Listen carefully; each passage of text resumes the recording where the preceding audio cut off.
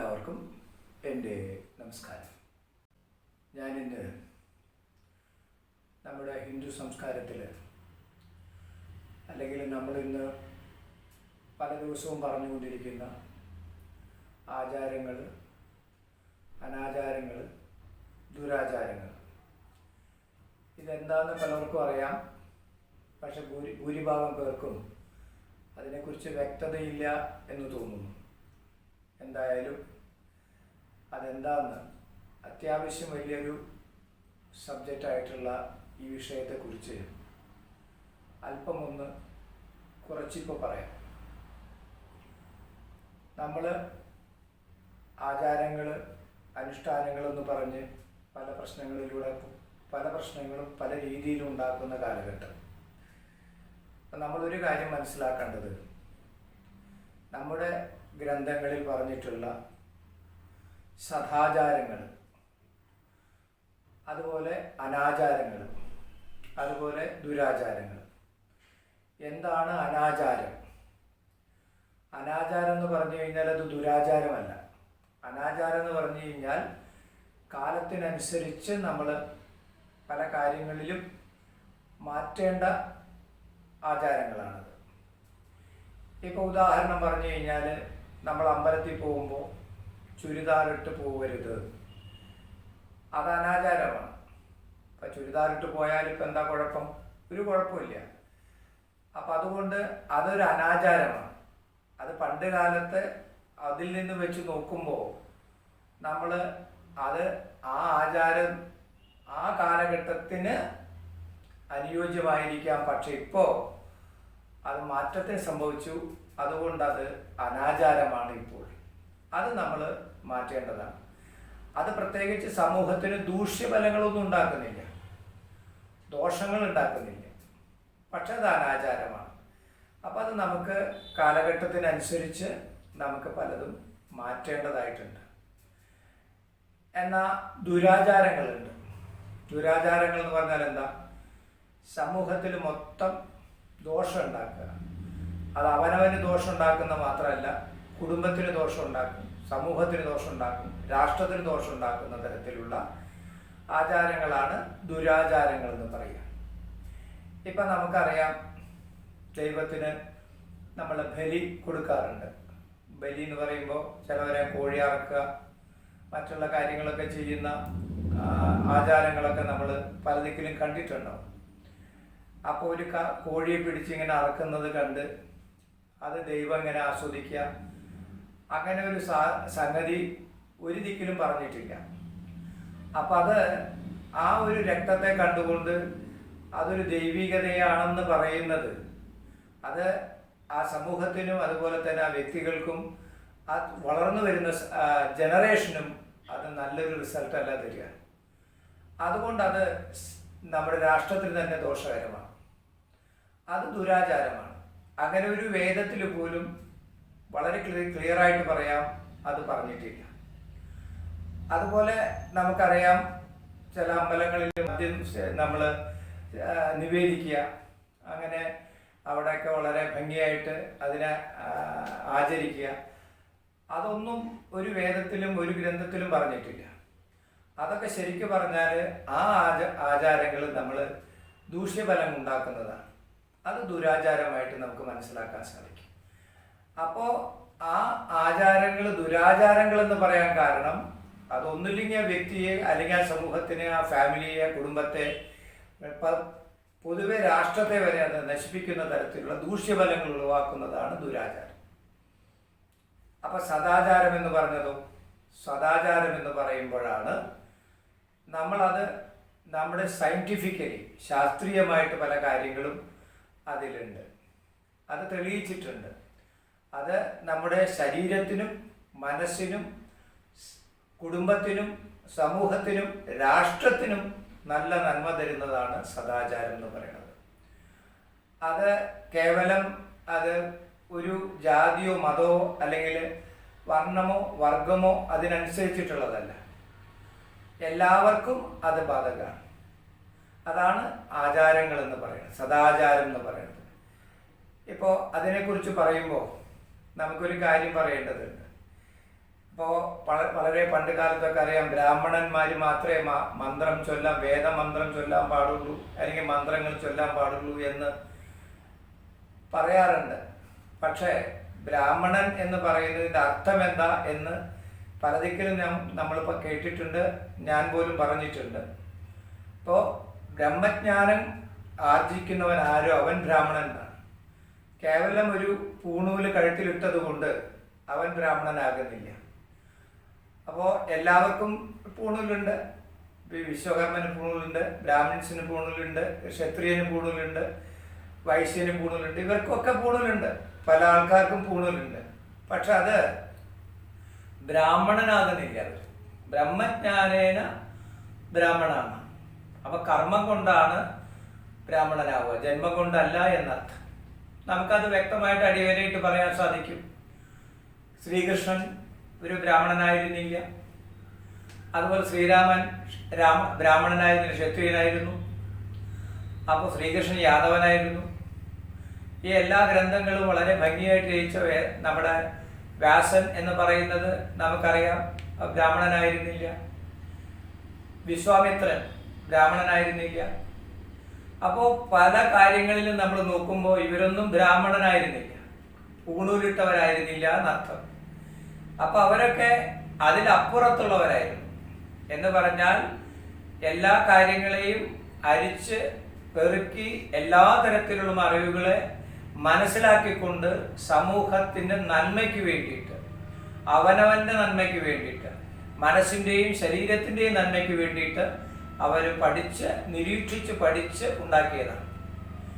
അപ്പൊ തീർച്ചയായിട്ടും ആ ബ്രാഹ്മണന് മാത്രമേ മന്ത്രം പാടുള്ളൂ, അല്ലെങ്കിൽ അമ്പലത്തിൽ പോകാൻ പാടുള്ളൂ, അമ്പലത്തിൽ പൂജ ചെയ്യാൻ പാടുള്ളൂ എന്നുള്ളതില്ല. ശ്രീനാരായണ ഗുരു പറഞ്ഞ മാതിരി പഞ്ചശുദ്ധി ഉള്ളവരെല്ലാവർക്കും അമ്പലത്തിൽ പ്രവേശിക്കാം, മന്ത്രം ചൊല്ലാം, അതനുസരിച്ച് പ്രവർത്തിക്കാം. പഞ്ചശുദ്ധി എന്ന് പറഞ്ഞാൽ എന്താ? ദേഹശുദ്ധി, ശരീരശുദ്ധി, വാക്ശുദ്ധി, ആഹാരശുദ്ധി, പ്രവൃത്തിശുദ്ധി. ഈ തരത്തിലുള്ള 5 ശുദ്ധികൾ ഉണ്ടെങ്കിൽ അവർക്ക് എല്ലാ കാര്യങ്ങളും അനുഷ്ഠിക്കാൻ സാധിക്കും. അതാണ് ശരിക്ക് ബ്രാഹ്മണന്റെ ലക്ഷണം. അപ്പൊ ഇത് ചെയ്യാൻ സാധിക്കുന്നവരൊക്കെ ബ്രാഹ്മണന്മാരാണ്.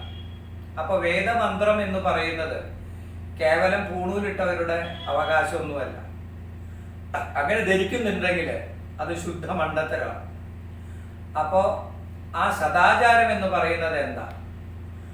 ആ ബ്രാഹ്മണന്മാർ ചെയ്യുന്ന, ആ ബ്രഹ്മജ്ഞാനം സിദ്ധിച്ചവർ ചെയ്യുന്ന, അല്ലെങ്കിൽ അവർ പറഞ്ഞ മന്ത്രങ്ങളിൽ ഉൾക്കൊണ്ടിട്ടുള്ള ആ ആചാരങ്ങൾ, അത് സമൂഹത്തിനും രാഷ്ട്രത്തിനും അവനവനും കുടുംബത്തിനും നന്മകൾ മാത്രം നേരുന്നതാണ്. അതാണ് സദാചാരം. പലതുകൊണ്ട് കുറേയേറെ കാര്യങ്ങൾ പറയാം. ആദ്യം കുറച്ചെണ്ണം പറഞ്ഞ് നമുക്ക് തുടർന്ന് വീണ്ടും നമുക്കതിലേക്ക് കടക്കാം. സദാചാരം എന്ന് പറയുമ്പോൾ എന്താ? നമുക്ക് പലതും പറയാനുണ്ട്, ധാരാളമുണ്ട്. അതുകൊണ്ട് നമ്മുടെ സമൂഹത്തിന് ഉയർച്ചയുണ്ടാവണം, അവനവന് ഉയർച്ചയുണ്ടാവണം. അപ്പൊ ശരിക്കും പറഞ്ഞാൽ വേദം എന്ന് പറയുന്നത് ആർക്കും ചൊല്ലാം, അതിൻ്റെ അർത്ഥം അറിയണമെന്നേ ഇല്ല. എവിടെയും അത് പറഞ്ഞിട്ടില്ല. അർത്ഥം അറിയണമെന്നില്ല. പക്ഷെ അർത്ഥം അറിഞ്ഞാൽ വിരോധമൊന്നുമില്ല, നല്ലതാണ്. പക്ഷെ അത് ശ്രുതിയോടുകൂടി, വേദം ശ്രുതിയോടുകൂടി പാടുമ്പോഴാണ് അതിൻ്റെ ഇഫക്റ്റ് നമ്മുടെ ശരീരത്തിനും മനസ്സിനും കിട്ടുകയുള്ളൂ. അതുകൊണ്ട് വേദങ്ങളെ നമ്മൾ ശ്രുതി എന്നും പറയാറുണ്ട്. അപ്പൊ ചൊല്ലുന്നതിനേക്കാൾ നല്ലത് കേൾക്കുന്നതിനുള്ള ഇഫക്റ്റാണ്. ചൊല്ലുന്നതിനേക്കാൾ ഇഫക്റ്റ് കേൾക്കുന്നതിനാണ്. അപ്പൊ അതുകൊണ്ടാണ് വേദമന്ത്രങ്ങൾ ശ്രവിക്കുക എന്ന് പറയുമ്പോൾ ആ ഒരു പോസിറ്റീവ് എനർജി വളരെ വലുതാണ്. നമ്മുടെ മനസ്സിനും ശരീരത്തിനും അത് വളരെയധികം ഗുണങ്ങൾ ഉണ്ടാക്കും.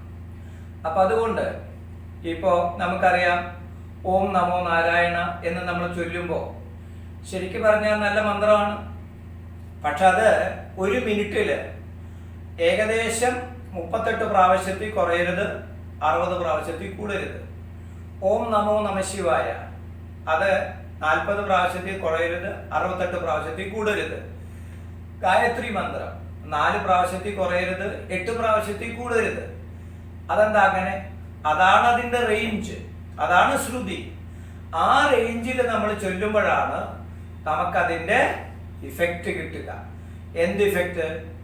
സൈക്കിക് ആൻഡ് ലിംഗ്വിസ്റ്റിക് ഇഫക്റ്റ് എന്ന് പറയും. നമുക്ക് ആ മാനസികമായിട്ടുള്ള ന്യൂറോളജി, അതായത് ഞരമ്പുപരമായിട്ടുള്ള എല്ലാ തരത്തിലുള്ള ആ ലിംഗ്വിസ്റ്റിക് ആൻഡ് ന്യൂറോളജി ഇഫക്റ്റ് നമുക്ക് പൂർണ്ണമായും കിട്ടുന്നത് ഈ വെലോസിറ്റിയിൽ വരുമ്പോഴാണ്, ഈ റേഞ്ചിൽ വരുമ്പോഴാണ്. അതുകൊണ്ടാണ് വേദമന്ത്രങ്ങൾ നമ്മൾ കേൾക്കാൻ കൂടുതൽ ആവശ്യമെന്ന് പറയണത്. ചൊല്ലുമ്പോൾ അത് ശ്രുതിയോടുകൂടി ചൊല്ലാൻ നമുക്കറിയണം, അല്ലെങ്കിൽ ഈ ചൊല്ലിയത് കൊണ്ടുള്ള പ്രയോജനം നമുക്കില്ല. അപ്പോൾ മനസ്സിലായല്ലോ ഇത്.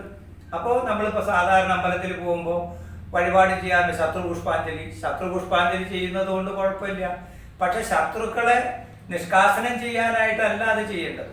അവനവൻ്റെ മനസ്സിനുണ്ടാകുന്ന നെഗറ്റീവ് ചിന്തകളെ മാറ്റാനുള്ള ഒരു പ്രതിവിധിയായിട്ടാണ് അതിനെ കാണേണ്ടത്. അല്ലാതെ എനിക്കെതിരെ വരുന്ന ശത്രുക്കളെ നിഷ്കാസനം ചെയ്യാൻ ദൈവമൊന്നും ചെയ്യാൻ സാധ്യതയില്ല. കാരണം ദൈവം അങ്ങനെ ചിന്തിക്കുന്ന ആളുകളില്ല.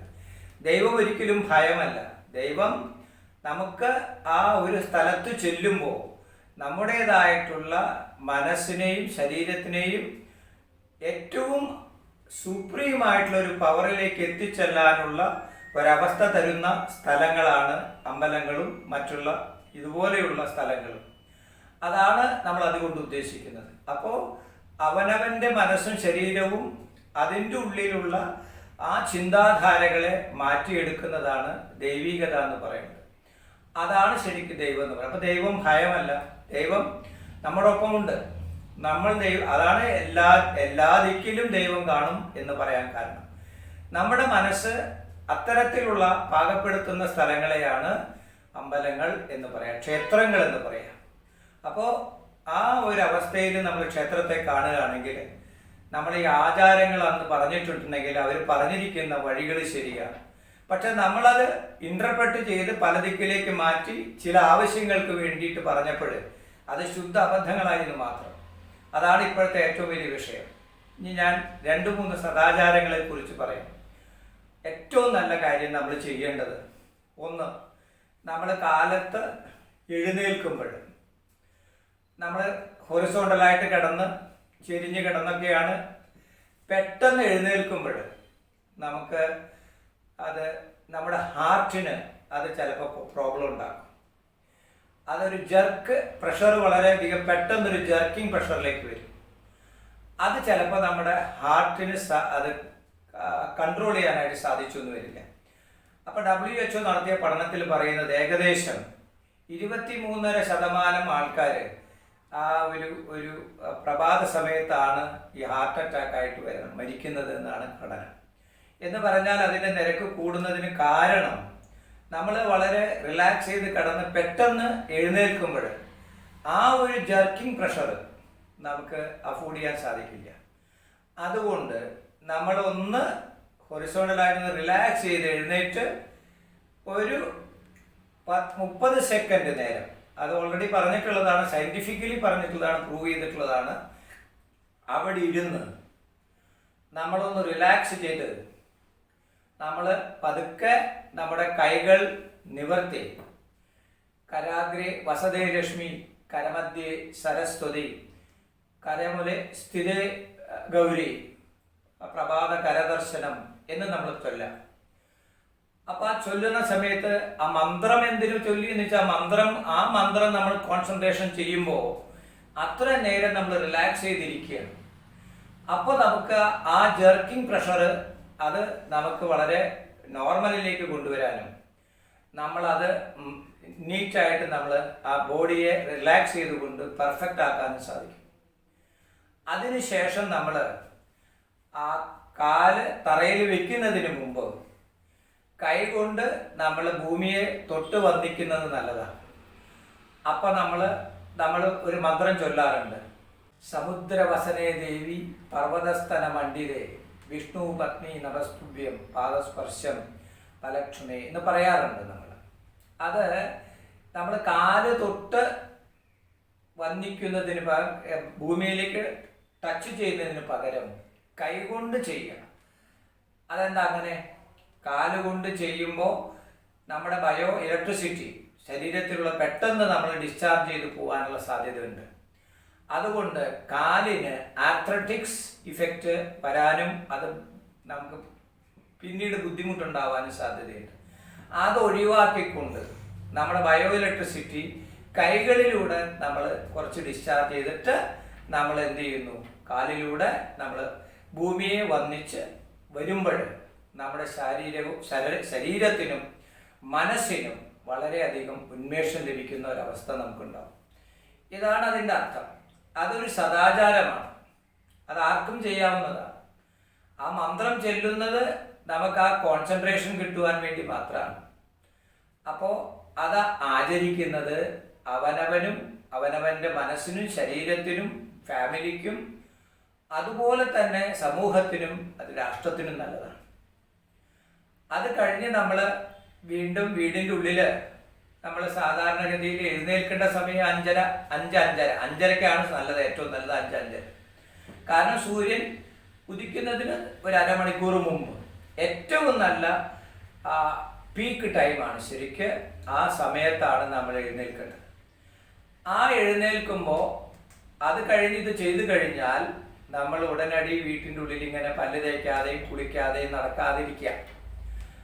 കഴിവതും വേഗം പല്ല് തേച്ച് അതുപോലെ മുഖം കഴുകി അത് കുളിച്ചു കഴിഞ്ഞാൽ അത് വളരെ നല്ലതാണ്. കാരണം നമ്മൾ കിടന്ന് വേർപ്പൊക്കെ ഇവാപറേറ്റ് ചെയ്ത് പോവും. പക്ഷെ അതിനുശേഷമുള്ള പല വസ്തുക്കളും നമ്മുടെ ശരീരത്തിൽ ഒട്ടിപ്പിടിച്ച് കിടക്കുന്നുണ്ട്, മലിനീകരണപ്പെട്ട് കിടക്കുന്നുണ്ട്. അത് മുഴുവൻ നമ്മുടെ വീടിനുള്ളിൽ പരത്തുമ്പോൾ അത് നല്ലൊരു ദൂഷ്യഫലമാണ് നമുക്കവിടെ ഉണ്ടാക്കുക. അത് ഒഴിവാക്കാൻ വേണ്ടിയിട്ട് നമ്മളെപ്പോഴും അത് പല്ല് തേച്ച് മുഖം കഴുകി അത് കുളിച്ചതിന് ശേഷം ചെയ്യുകയാണ് ഏറ്റവും ഉത്തമം. ഇനി കുളിക്കണ സമയത്ത് അതെങ്ങനെയാണ്? നമ്മൾ കുളി കഴിഞ്ഞാൽ തല തോർത്തുന്നതിന് മുമ്പ് നമ്മൾ അച്ഛനോ അമ്മയോ മരിച്ചിട്ടുണ്ടെങ്കിൽ അല്ലെങ്കിൽ അവർക്ക് വേണ്ടിയിട്ട് നമ്മൾ ഒരു കയ്യിൽ വെള്ളമെടുത്ത് നമ്മൾ തർപ്പണം ചെയ്യുക. അപ്പോൾ അവരെ ഓർത്തുകൊണ്ട് ചെയ്യുമ്പോൾ അവർ നമുക്ക് ചെയ്ത പല കാര്യങ്ങളും കഷ്ടപ്പെട്ട് നമ്മൾ ഇത്രയും വലുതാക്കി അവരെ ഓർത്ത് നമ്മൾ ഓരോ കയ്യിലെടുത്ത് നമ്മൾ തർപ്പണം ചെയ്യുന്ന സമയത്ത് ആ പിതൃതർപ്പണമായാലും മാതൃതർപ്പണമായാലും അല്ലാതെയുള്ള മറ്റുള്ളവർക്ക് വേണ്ടിയുള്ള തർപ്പണമായാലും നമുക്കത് അത്രയും നേരം നമുക്ക് ആ തലയിൽ വെള്ളം ഒഴുക്കി തോർത്താതിരിക്കുന്ന ഒരവസ്ഥയിൽ ശരിക്ക് ഉറപ്പിച്ച് പറയാൻ സാധിക്കും, അവൻ ഒരിക്കലും പനി എന്ന് പറയുന്ന സംഗതി പെട്ടെന്നൊന്നും വരില്ല. കാരണം നമ്മൾ അത് ശരിക്കും പറഞ്ഞാൽ നമ്മൾ ഒരു പ്രതിരോധ ശേഷി നമ്മൾ നേടിക്കഴിഞ്ഞു. കാരണം വെള്ളം കെട്ടി നിൽക്കുമ്പോൾ ആ ശിരസിന് അതിന് കംപ്ലീറ്റ് ആയിട്ടുള്ള പവർ കിട്ടുകയാണ്, പ്രതിരോധിക്കാനുള്ള കഴിവ് കിട്ടുകയാണ്. അതാണ് അതിൻ്റെ അർത്ഥം. അതോടുകൂടി നമ്മൾ മനസ്സിലാക്കണം, നമ്മൾ നമ്മുടെ മരിച്ചു പോയിട്ടുണ്ടെങ്കിൽ അവരെക്കൊന്ന് ഓർക്കുമ്പോൾ ഇത് നമ്മൾ മക്കളോട് പറയുക. ഇത് ഡെമോൺസ്ട്രേറ്റീവ് ആന്ത്രപ്പോളജി എന്ന് പറയും. കാണിച്ചു കൊടുക്കുകയാണ് നമ്മൾ ചെയ്യുന്നത് എന്തിനു വേണ്ടിയിട്ടാണ്. നമ്മൾ നമ്മുടെ അച്ഛനെയും അമ്മയും മറ്റുള്ളവരെയും ഓർക്കുന്നു. അതോടൊപ്പം നമ്മൾ ചെയ്യുന്നത് നമ്മുടെ ശരീരത്തിനും മനസ്സിനും ആരോഗ്യമുണ്ടാക്കുക. ഇത്തരത്തിലുള്ള ആചാരങ്ങളൊക്കെ നമ്മൾ പറഞ്ഞ് മനസ്സിലാക്കി കൊടുക്കുമ്പോൾ അതാണ് ഒരു ഡെമോൺസ്ട്രേഷൻ ആന്ത്രപ്പോളജി എന്ന് പറയുക. ഇത് നമുക്ക് മനസ്സിലാക്കി കൊടുക്കാൻ സാധിച്ചാൽ അത്രയും നല്ലതാണ്. ഇനി നമ്മൾ ഇത് കഴിഞ്ഞിട്ട് നമ്മൾ നടക്കുക, വെയിലത്ത് കുറച്ചു നേരം കുടയില്ലാതെ നടക്കുക, അതൊക്കെ ശീലിച്ചു കഴിഞ്ഞാൽ ശരീരത്തിന് ഓട്ടോമാറ്റിക് ആയിട്ടുള്ള റെസിസ്റ്റൻസ് പവർ വരും. അവർക്ക് അലർജി തന്നെ വളരെ കുറവായിരിക്കും. നമുക്കറിയാം, പണ്ട് കാലത്ത് 0.2% 1000 പേർക്ക് അലർജി ഉണ്ടെങ്കിൽ ഇന്ന് അത് 15%ഓളം ആയിട്ടുണ്ട്. എന്ന് പറഞ്ഞാൽ ഇപ്പോഴത്തെ അവസ്ഥ സ്കിന്നിനെ ബാധിക്കുന്ന തരത്തിലുള്ള അലർജീസ് ധാരാളം ഉണ്ട് എന്നർത്ഥം. അപ്പോൾ അന്ന് 100 പേരിൽ 2 പേരാണെങ്കിൽ ഇന്ന് 100 പേരിൽ 20 പേരിൻ്റെ അടുത്ത് വരികയാണ്. അപ്പോൾ അലർജി കൂടുന്നൊരവസ്ഥ നമ്മുടെ അറ്റ്മോസ്ഫിയറിൽ ഉണ്ടാക്കി. അത് നമ്മുടേതായിട്ടുള്ള പ്രശ്നങ്ങൾ തന്നെയാണ്. അപ്പോൾ ഈ ആചാരങ്ങളുടെ ഉദ്ദേശം, സദാചാരങ്ങളുടെ ഉദ്ദേശം സാമൂഹിക നന്മയും രാഷ്ട്ര നന്മയും കൂടിയാണ്. അതിനുശേഷം നമ്മൾ ഇതുപോലെ അതിനുശേഷം നമ്മളൊരു കാലത്ത് ഒരു 10 മിനിറ്റ് നമ്മൾ പൂജ റൂമിലോ അല്ലെങ്കിൽ ഈശ്വരവിശ്വാസം ഉണ്ടെങ്കിൽ അതനുസരിച്ചിട്ടോ, ഈശ്വരവിശ്വാസം ഇല്ലെങ്കിൽ നിങ്ങൾ അതനുസരിച്ചിട്ടോ നിങ്ങൾ കോൺസെൻട്രേഷൻ ചെയ്യുക. ഒരു 10 മിനിറ്റ് അതായത് പൂജാ റൂമിലാണെങ്കിൽ ഒരു ഇടത് കൈൻ്റെ മുകളിൽ വലത് കൈ വെച്ച് നമ്മൾ വളരെയധികം ധ്യാനിച്ച് ഭംഗിയായിട്ട് ശ്വാസം എടുത്ത് പതുക്കെ ശ്വാസം പുറത്തേക്ക് വിട്ട് നമ്മൾ മന്ത്രം ചൊല്ലുകയാണെങ്കിൽ ഓം നമോ നാരായണന്നോ നമോ നമ ശിവായെന്നോ ഗായത്രി മന്ത്രമോ ഏതാണോ ചൊല്ലുന്നത് അത് ശ്രുതിയോടുകൂടി ചൊല്ലിക്കൊണ്ട് ആ റേഞ്ചിൽ നമ്മൾ ചൊല്ലിയാൽ നമുക്ക് നമ്മുടെ ശരീരത്തിനും മനസ്സിനും മാത്രമല്ല നമ്മുടെ കുടുംബത്തിനും എല്ലാ തരത്തിലുള്ള പോസിറ്റീവ് എനർജി ഉണ്ടാകും എന്നുള്ളതാണ് ഈ സദാചാരം കൊണ്ടുള്ള ഗുണം. അപ്പം ഇതൊക്കെ സദാചാരങ്ങളാണ്, അതെല്ലാവർക്കും ചെയ്യാവുന്നതാണ്. കാലത്ത് എഴുന്നേൽക്കുക, നേരത്തെ 5:30 എഴുന്നേൽക്കുക, അത് കഴിഞ്ഞിട്ട് അല്പനേരം ബെഡിലിരിക്കുക, അതിനുശേഷം കൈ ഒന്ന് ടച്ച് ചെയ്ത് ഭൂമിയെ വന്ദിക്കുക, കാല് ടച്ച് ചെയ്യുക, അതിനുശേഷം നിങ്ങൾ കുളിക്കുക, പല്ല് തേക്കുക, കുളിക്കുക, അതിനുശേഷം അല്പം മരിച്ചവരൊക്കെ ഉണ്ടെങ്കിൽ അവരെ ഒന്ന് ഓർക്കുക, കയ്യിൽ തല തോർത്തുന്നതിന് മുമ്പ് കയ്യിൽ വെള്ളമെടുത്ത് തർപ്പണം കൊടുക്കുക, അതിനുശേഷം നിങ്ങൾ തല തോർത്തി വന്ന് പൂജാമുറിയിലോ അങ്ങനെ 10 മിനിറ്റ് നമ്മൾ ശ്വാസോച്ഛ്വാസ ക്രമം ചെയ്ത് മന്ത്രങ്ങൾ ചൊല്ലിയാൽ ഏറ്റവും സുഭിക്ഷമായി നമ്മൾ നമ്മുടെ ശരീരത്തെയും മനസ്സിനെയും അത് വളരെയധികം ഭംഗിയായിട്ട് പുഷ്ടിപ്പെടുത്താൻ സാധിക്കുന്നതാണ് സദാചാരങ്ങളിൽ ചിലത്. അപ്പം ഇവിടെ നമ്മൾ വളരെ വ്യക്തമാണ്. ഇനി മന്ത്രം ചൊല്ലുന്ന സമയത്ത് നമ്മൾ ഭൂമിയിൽ ഇരിക്കരുത്, എർത്ത് ടച്ച് ചെയ്യരുത്. അതിന് പലകയോ അല്ലെങ്കിൽ അതുപോലുള്ള എന്തെങ്കിലും മാറ്റോ വെച്ചുകൊണ്ട് ചമ്രം പടിഞ്ഞിരുന്ന് നിവർന്നിരുന്ന് പത്മാസനത്തിലിരുന്ന് നമ്മൾ ചെയ്യുമ്പോൾ നമുക്കറിയാം ആ ബയോ ഇലക്ട്രിസിറ്റി കണ്ടിന്യൂസ് ആയിട്ട് പുറത്തേക്ക് പോയില്ല. അല്ലെങ്കിൽ നമ്മൾ ചെയ്യുന്നതിന് നെഗറ്റീവ് ആയിരിക്കും വരിക. കാരണം ചെയ്യുന്ന എനർജി മുഴുവൻ ബയോ ഇലക്ട്രിസിറ്റി ആയിട്ട് ഭൂമിയിലേക്ക് എർത്ത് ചെയ്ത് പോകുമ്പോൾ നമ്മുടെ ശരീരത്തിൽ അതിനെ ഉൾക്കൊള്ളാൻ പറ്റില്ല. അതുകൊണ്ടാണ് നമ്മൾ പ്രസംഗിക്കുമ്പോഴായാലും അല്ലെങ്കിൽ നിലത്തിരിക്കുമ്പോഴായാലും കുറച്ച് കഴിയുമ്പോൾ നമുക്ക് ക്ഷീണം വരാൻ കാരണം 10-15 മിനിറ്റിനുള്ളിൽ നമുക്ക് കാലും കൈയൊക്കെ വേദന എടുക്കാൻ പോകും. അതിനർത്ഥം ആ എർത്ത് ചെയ്യാതെ ബയോ ഇലക്ട്രിസിറ്റിയെ, ശരീരത്തിലുണ്ടാകുന്ന എനർജിയെ അവിടെ തന്നെ നിലനിർത്തിക്കൊണ്ടിരിക്കണം. അതാണ് അത് അങ്ങനെ ചെയ്യാൻ പറഞ്ഞിട്ടുള്ളത്. അതാണ് യോഗ ചെയ്യുമ്പോഴും എക്സസൈസ് ചെയ്യുമ്പോഴും ഒക്കെ ആ എർത്ത് ചെയ്ത് പോകാത്ത തരത്തിലുള്ള രീതിയിലുള്ള മാറ്റോ പലകയോ വെച്ചിട്ട് വേണം ചെയ്യാൻ. അത് നമ്മൾ ശീലിക്കണം. അങ്ങനെ നമ്മൾ ചെയ്യുമ്പോൾ ഇപ്പോൾ ഭൂമിയിലാണെങ്കിലും മണ്ണിലാണെങ്കിലും നിന്ന് പോകുമ്പോൾ നിങ്ങൾ മണ്ണിൽ അവിടെ നിങ്ങൾ വെള്ളത്തിൻ്റെ അംശം ഉണ്ടെങ്കിൽ പെട്ടെന്ന് തന്നെ അത് എർത്ത് ചെയ്ത് പോകും. അതുകൊണ്ട് അത് ശ്രദ്ധിച്ചിട്ട് വേണം നമ്മൾ ചെയ്യാൻ. ഇത് സദാചാരങ്ങളാണ്. മറ്റേത് അനാചാരങ്ങളാണ്. അത് നമുക്ക് കാലത്തിനനുസരിച്ച് മാറ്റാൻ സാധിക്കും. ദുരാചാരങ്ങൾ എന്ന് പറഞ്ഞാൽ വേദത്തിലൊന്നും പറയാതെ നമ്മുടെ ഇഷ്ടത്തിനനുസരിച്ച് സമൂഹത്തിനൊക്കെ ദോഷം ചെയ്യുന്ന തരത്തിലുള്ള നരബലി, അതുപോലെ കോഴിബലി, അതുപോലെ എല്ലാ ബലിയും, ഇതൊന്നും നമ്മുടെ ഗ്രന്ഥങ്ങളിൽ പറഞ്ഞിട്ടില്ല. മാത്രമല്ല മദ്യം വഴിപാട് കഴിക്കുക, അതുപോലെയുള്ള സംഗതികൾ വഴിപാട് കഴിക്കുക, ഇതൊന്നും ഇത് ഗ്രന്ഥങ്ങളിലേ പറഞ്ഞിട്ടില്ല. അത് ചെയ്തതുകൊണ്ട് ഒരു ഗുണവുമില്ല, പ്രത്യേകിച്ച് ദോഷമാണുള്ളത്.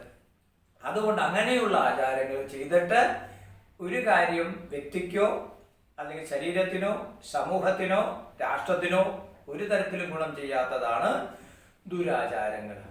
അത് മനസ്സിലാക്കിക്കൊണ്ട് വേണം നമ്മൾ മന്ത്രങ്ങൾ ചൊല്ലാനും കേൾക്കാനും.